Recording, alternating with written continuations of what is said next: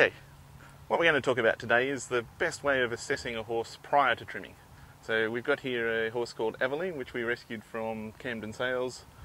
Originally a Victorian standardbred, which you can tell by the brand on her neck. She's 17 or 18 year old standardbred, racing for probably a number of years, but probably used as a broodmare after that to be still out in the paddocks at this age. We picked her up because she did have some movement issues in the front shoulders, but since she's been actually walking on hard ground, a lot of that's actually corrected itself. But we'll use her as a guideline as to what can go wrong with the average horse. So the first thing we do is walk the horse forward and backward away from the person who's trimming, which in this case will be the people on the camera.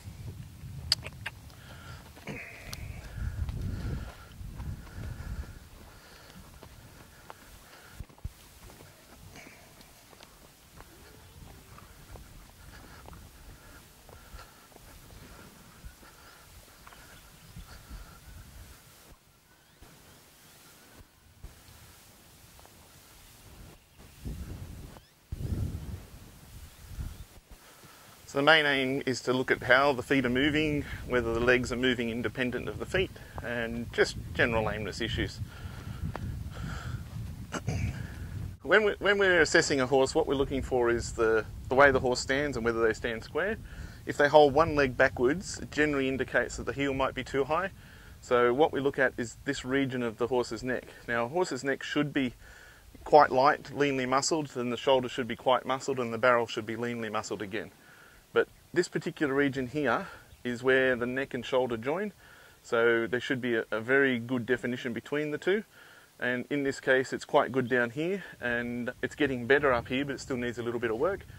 But this region here, what we're looking at is the base of the front half of the thoracic sling, and it holds the shoulder blade in place. Now if this is tight and sore, then the horse is taking weight out of the back half of the foot and weighting the toe. So tells us that we've got to look at the back half of the foot, whether it needs to be trimmed more or trimmed less to achieve a good balance. The horse's body tells you that it's not quite right yet.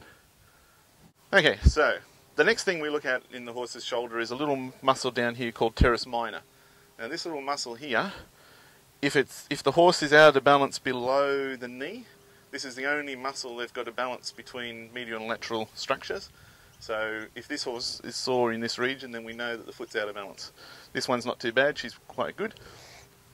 Okay, as we move back, don't you, Aveline, don't. Okay, so when we're assessing a horse, the best thing to do is just warm up the area slightly with your hand, just so that the fascia and the muscle tensions aren't too high, and then just run your fingers from about midway up, push into the neck and look for a pain response. Now in a lot of horses you have to be real careful, because even a light touch means they'll try and bite you. This girl's not too bad because she's had reasonable recovery just walking around on hard ground, but in this case I can put the fingers in a reasonable amount. And one of the other things, and you probably shouldn't do this unless you've got a massage person, is you should be able to get your fingers in behind the top half of the deep cranial pectoral muscle, but most people shouldn't try that because there is nerves running through there. Okay, the next thing to look for is if the horse is sore here, it means they're pulling their shoulder more upright, so then you'll find a hollowing in here at the withers, which will affect saddle fit. Now this hollowing is not a lack of top line or a lack of muscle, it's actually compensating for pain in the feet. And if the neck is sore, the shoulder is sore, the neck will pull the scapula forward, which means there'll be a lack of scapular position and cartilage back here. So you end up with a hollow, especially on a club-footed horse.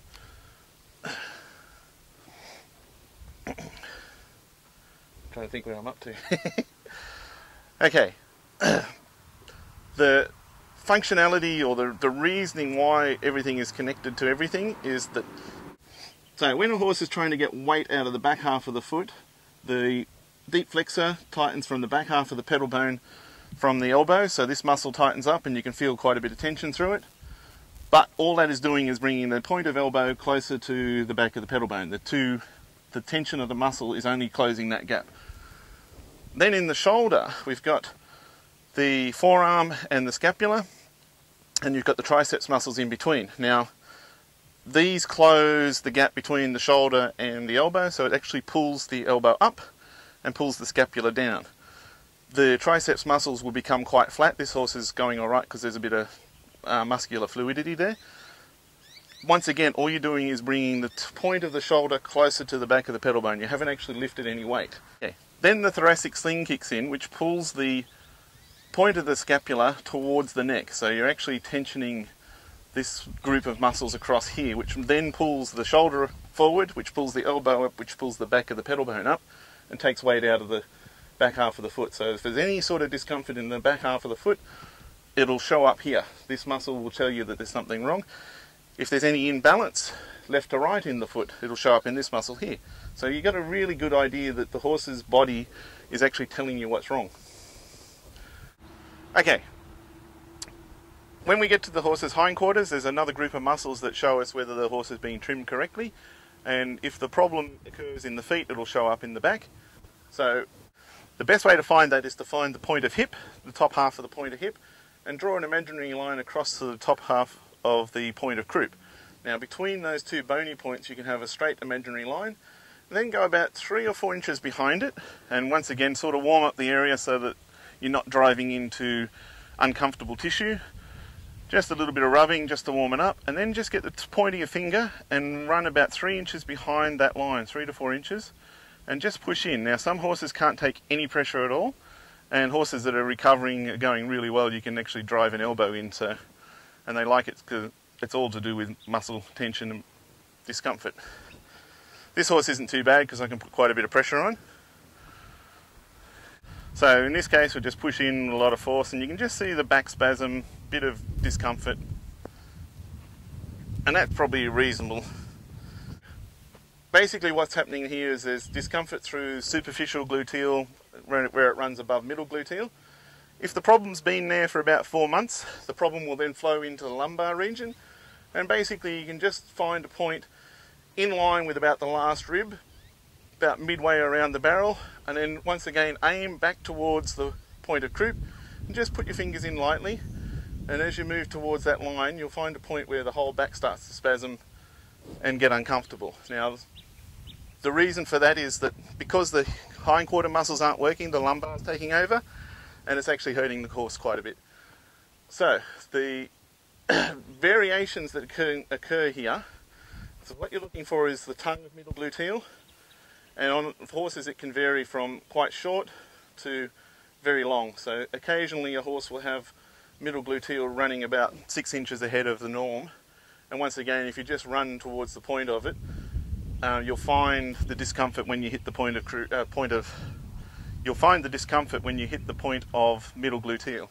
In this case this horse has a fairly normal one, so it's right back here, somewhere around in this case, with this horse, it's somewhere back here, so you'll just find it somewhere as you come back, just a little point, somewhere around there. So I'm just getting the back to spasm at that point. So she's got a fairly normal middle gluteal. Now, this could be fun.